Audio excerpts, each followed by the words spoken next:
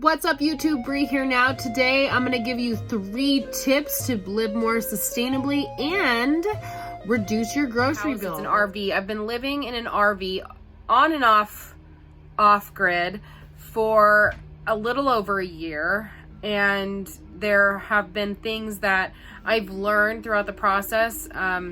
As far as convenience goes, there's some things that we can do that are just as convenient as picking up some of our packaged items, but we can do it in a more sustainable way. So a really cool thing to enhance your grocery store experience is to buy things in bulk and visit the bulk section.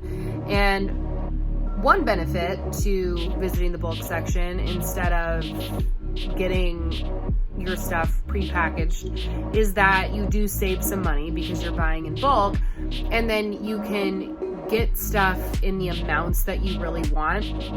For instance, when I buy granola in a package for like $18 and I get like 6 ounces of granola, I'm really annoyed. But in the bulk section, they generally have different varieties of granola that you can get, and then I can bring a container in the size that I need, say, for a week of meal planning. A lot less expensive for the manufacturer and the distribution if they can sell it in a large quantity. And then you're also telling your grocery store, hey, we really like the bulk section, because I think it gets looked over a lot. And I'm not sure what the statistics are, but I bet you a lot of that food ends up getting thrown away because people are looking for convenience and they're going to the shelf and they're grabbing it instead. Where if you buy a bag of black beans, say,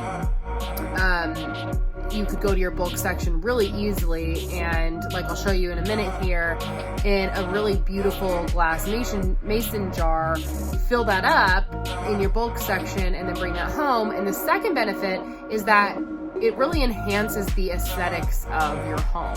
So I'll show you what I mean here in a minute when we kind of like take a little tour of some really raw footage of my kitchen. So let's take a look at that. So these are a couple of 1-quart ball jars. There's a small mouth and there's a wide mouth, and then these really cute lids that are at Walmart from Pioneer Woman.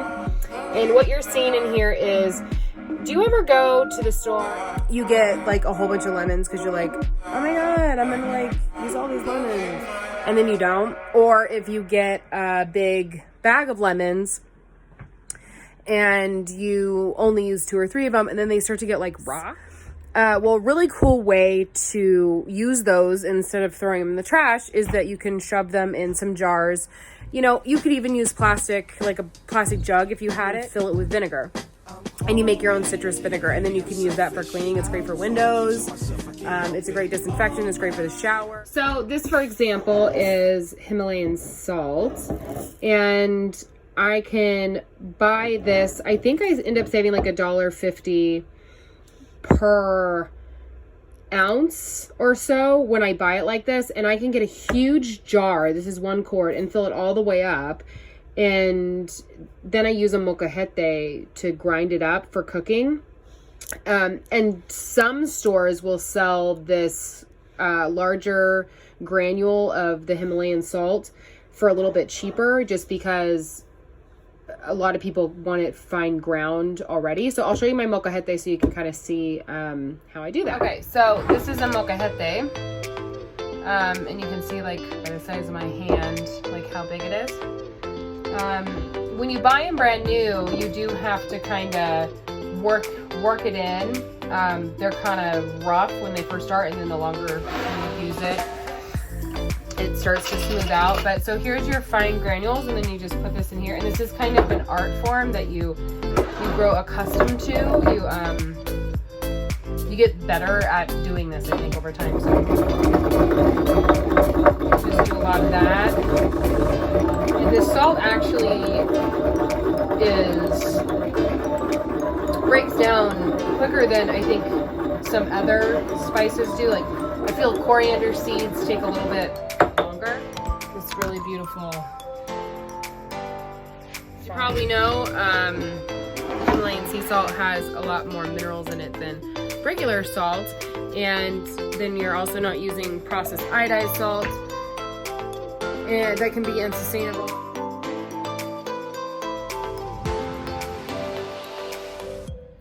So if you want to take this a step further and use products that you get in jars, then you can just use those.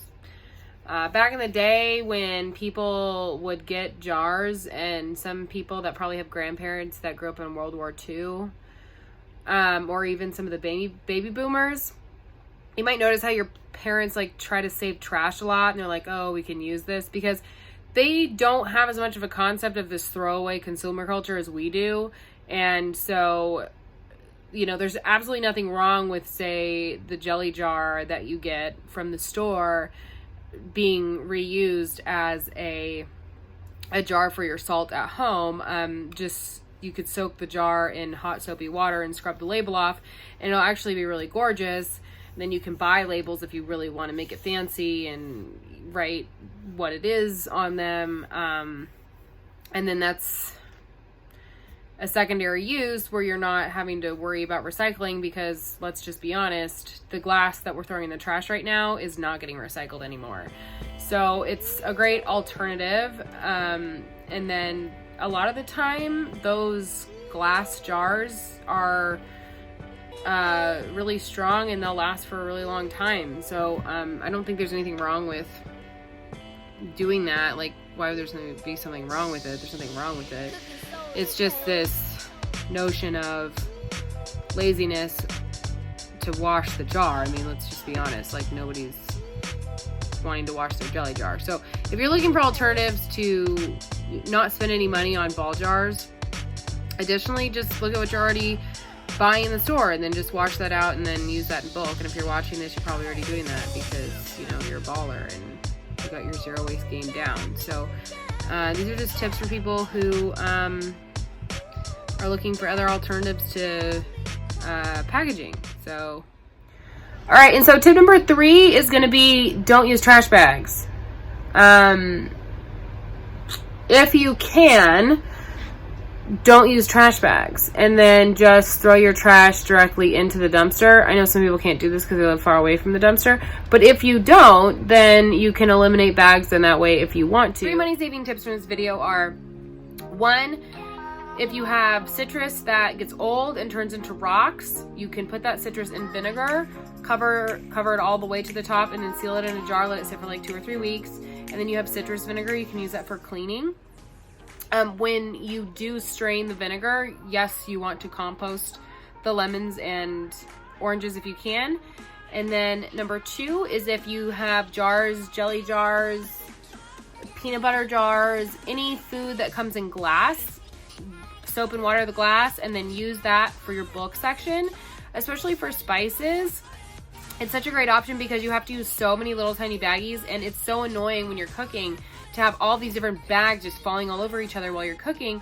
It's so beautiful and it's so convenient to have these small, you know, half-pint glass jars or whatever you choose to use for all different types of spices, and it's way cheaper to buy spices that way.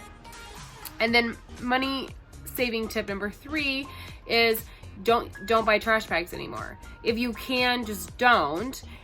Just take your whole entire trash bin. And this is what I did when I was far away from a dumpster, and I would just take the whole bin down to the dumpster and throw it away, and then rinse it out when I got back. So those are just things that you can do to save money, and they impact the environment in a positive way. 1, because you're not spending money on that crap, and you can save it and save the world instead with your superpowers and all your money. And then the other thing is that you're not contributing to consumerism, and you're not buying more of those products. So these are things that we can do really just to morally enhance our lives. Like, comment, share. If you like this video, please subscribe. I would love to see you back here. Thank you so much for watching, and I will see you next time. Perfect.